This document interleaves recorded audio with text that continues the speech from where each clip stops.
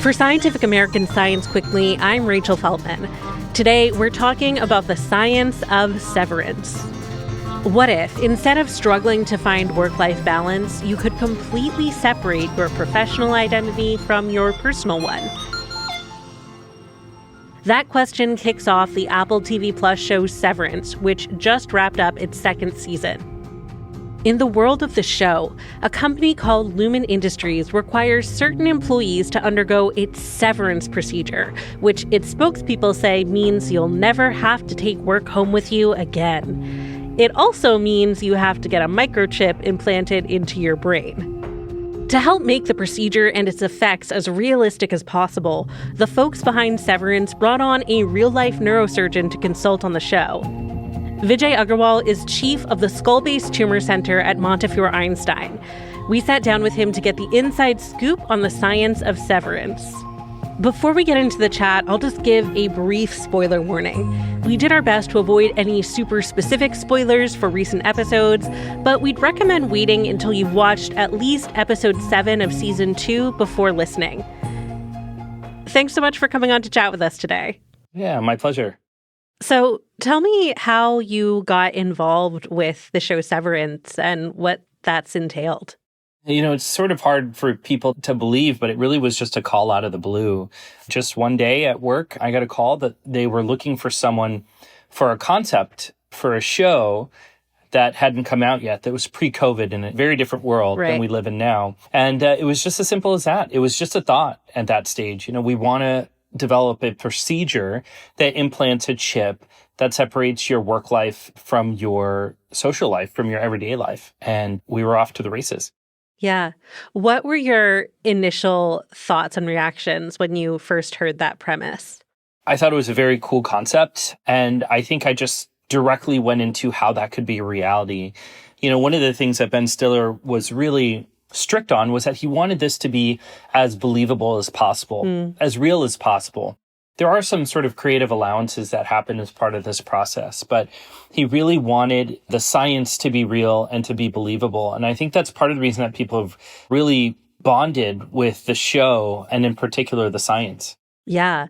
Well, that's a great segue to my next question, which is, what are some of the real science concepts and, you know, factual medical procedures that you've baked into the concept of the severance procedure? I made a statement a while ago that I don't think we're far off from things like this happening. And I really firmly believe that. And we're actually much closer than when I made that statement. So if we had told somebody a few years ago that we would be implanting electrodes in the brain to stimulate the brain to treat people who are paralyzed and allow them to be able to walk again, or treat their obsessive compulsive disorder, their addiction, their severe suicidal depression, obesity, things like that, we would think people are crazy, but those things are actually happening currently in science.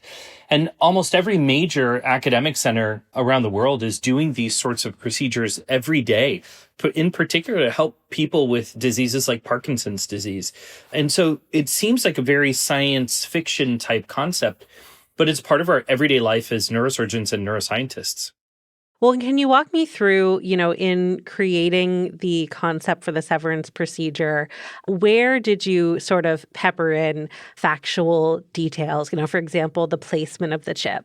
I actually think that scene is very, very realistic. And so I borrowed from the science and the surgeries that we do today, even. So some of the navigation equipment that we use, I had that equipment shipped in. And so when I started, it really was just a concept. How do we develop this severance procedure? How do we separate people? Then we sort of developed the science. And I remember in the early days of the show, sitting at, you know, a big conference table with Ben and Dan and a lot of the producers, and we just had a whiteboard and we would just spitball concepts until we found one that was, you know, really believable and the one that people liked and the one that Ben thought would fit with his vision. And so we really implanted an area that is able to process memories, but interestingly associates those memories with emotion. It's the amygdala and hippocampus. So those sort of middle part of the structures on the left side of the brain, which is the dominant side of the brain for most people. So what a great area to stimulate to really facilitate this ability to separate our innies from our outies. Number one, the ability to process memories, but then number two, the ability to associate those memories with emotion. So that was a perfect place to do it. And then actually the procedure was very realistic. So how we put the hole in the skull, the needle with which we use to implant the chip, those are things that we use every day in neurosurgery and neuroscience currently. And you actually appeared on camera to do the procedure, is that right? Season 1, episode 2. So when we implant the chip in heli, so we really designed that set. So, Ben had a very specific vision in mind, and then our goal is really to try to make that vision become a reality. And so everything was important on that set, from the scientific accuracy to the lighting to the cinematography. And so it was all specifically laid out to capture a purpose. And so that's the episode that I appeared in, and very proud with the way it came out. Yeah. So just to really spell out the actual neuroscience here, which I think is so cool, in your mind, pardon the pun, what is that chip doing in there, in that part of the brain?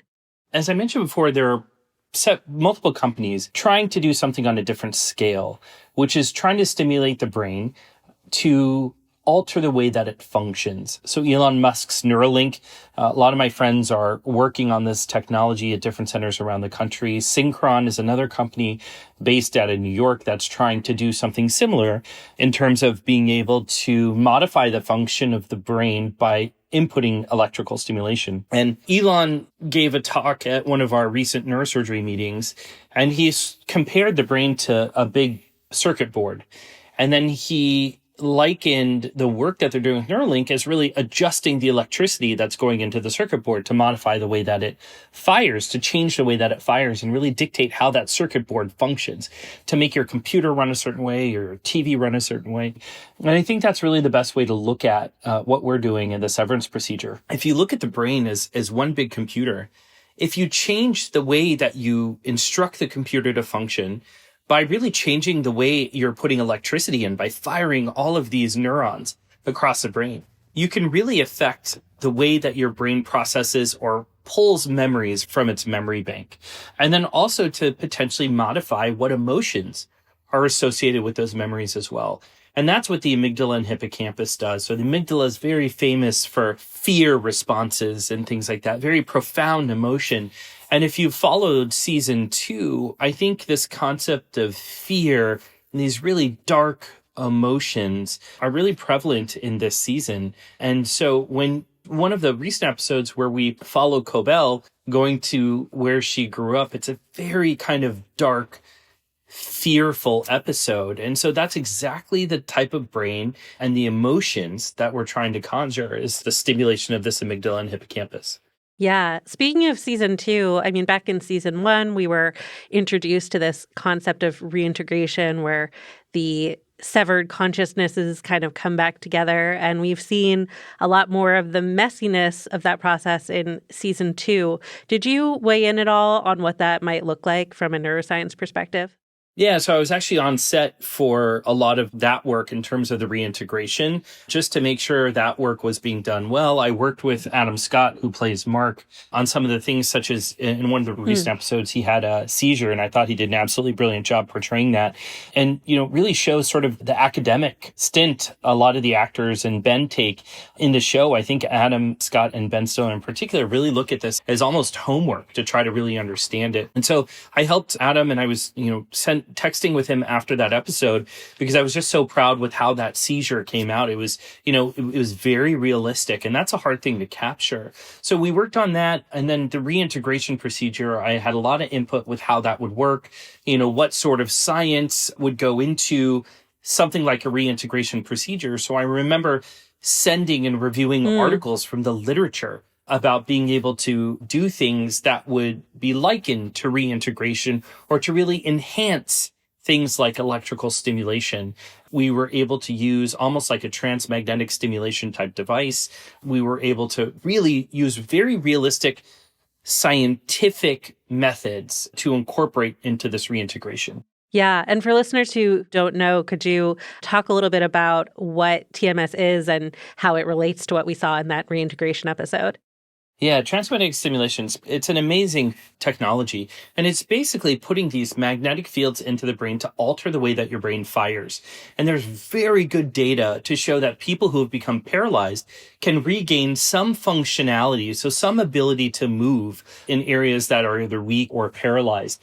And so there's a lot of different uses for transmagnetic stimulation. And it's delivered very similarly to the way that we saw in one of the earlier episodes where Ragabi is reintegrating Mark in his basement. And so there's actually today in society transmagnetic stimulation medical spas that you could go to receive this very intense therapy. And so there's a lot of people who feel that this is really going to be a major advance for us to use against things like paralysis and depression and things like that. Yeah, that's super interesting. Speaking of reintegration, we've seen some random acts of basement neurosurgery in this season.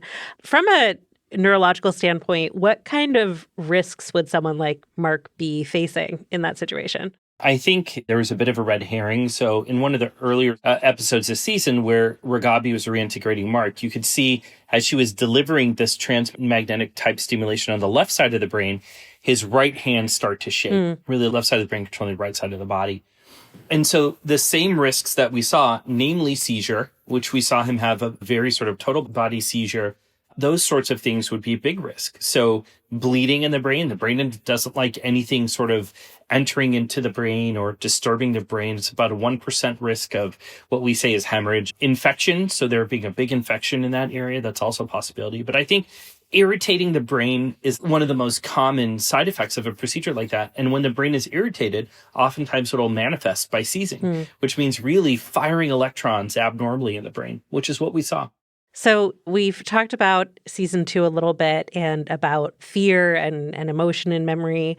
Obviously, in one of the kind of biggest and most impactful episodes of season 2, we saw a character who seemed to be severed many times over and have this like very compartmentalized consciousness and was experiencing a lot of emotions that were then cut off when they emerged from, that area of the floor they were on. How much more complicated do you think that would be than sort of the standard Severance floor chip behavior we've seen so far? You mean in real life? Yeah. I think it would actually be less complicated. Oh, yeah? Currently, right now, there's these amazing videos. People who want to go to YouTube and see this, they can. These very amazing videos of people with Parkinson's disease, which is a neurodegenerative disease. And oftentimes one of the biggest symptoms they have is uncontrollable shaking. So we actually, as part of the standard of care of treating these patients, we'll put electrodes into very specific parts of the brain and deliver electricity. And when you turn it on, they'll almost completely stop shaking. And when you turn it off, which is a flip of a switch externally, they start shaking uncontrollably to the point that they can't care for themselves, they can't shower, they can't eat, they can't function in society, just from a flip of a switch externally. So imagine you're able to do that from like your phone anywhere in the world. But then it begs the question, who is the one flipping that switch? And ethically, who should have the right to flip that switch? Yeah. Last question, Severance is one of those shows that inspires so many fan theories, more and more with every episode. I'm just curious, when friends and patients talk to you, how often do you get people trying to, pull some secret Severance info out of you or get you to weigh in on their theories? Yeah, I think people have strayed away from doing that. What I've noticed is that I actually rarely get asked, and that's good because my response is always, well, I guess you just have to see the rest of the season. So I've been trained well. But I actually have more people, even in the general community, just want to talk about the show. Not specifically trying to figure out what happens in the later episodes. They're just so fascinated with the show and the concept and the way that it's written and the work that, Ben, Dan, and Mark have done and the rest of the team as well. And it's really amazing to see the response to the show because people just want to talk about it. It's like when people read a good book and they want to talk to other people who have read the book and they just really delve into, what did this mean? What do you think this means? And people just want to talk about the show. And I absolutely love it because I think it's brilliant. I love the show. I love watching the show. and I, love talking about it. And so I actually don't get people really poking about what happens later on in the show. I get people who really genuinely enjoy it and actually just want to talk about it, just want to talk shop. And I enjoy that as well. And I think that really speaks to the response the show has had. Absolutely. Well, thank you so much for joining us to chat. As a Severance fan, I have really loved this, so we really appreciate it. Yeah, my pleasure. And I'm excited for you guys to see the rest of the season. That's all for today's episode. If you're listening to this in our podcast feed, you can check out a version with video over on our YouTube channel. We'll be back on Monday with our usual science news roundup. Science Quickly is produced by me, Rachel Feltman, along with Fonda Mwangi, Kelso Harper, Naima Marcy, and Jeff Delvicio. This episode was edited by Alex Seguiera. Shayna Posis and Aaron Shattuck fact-check our show. Our theme music was composed by Dominic Smith. Subscribe to Scientific American for more up-to-date and in-depth science news. For Scientific American, this is Rachel Feltman. Have a great weekend.